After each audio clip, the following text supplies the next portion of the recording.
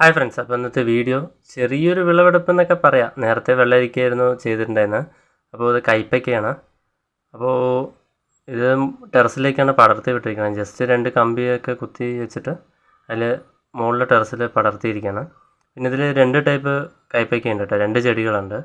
ഒന്നത് ഇങ്ങനെ വൈറ്റിൻ്റെയും പിന്നെ ഒന്ന് വന്നിട്ട് ഡാർക്ക് ഗ്രീനിൻ്റെയുമാണ്. അത് കുറവാണ്, 2-3 ഉള്ളൂ. അപ്പോൾ അത്യാവശ്യം നല്ല രീതിക്ക് തന്നെ ഈ പ്രാവശ്യം കിട്ടി. കാരണം കഴിഞ്ഞ പ്രാവശ്യമൊക്കെ ഒന്നൊക്കെ കിട്ടിയിട്ടുണ്ടായിരുന്നുള്ളൂ. ഈ പ്രാവശ്യം ഒരു 4-5 ഉണ്ടായിരുന്നു.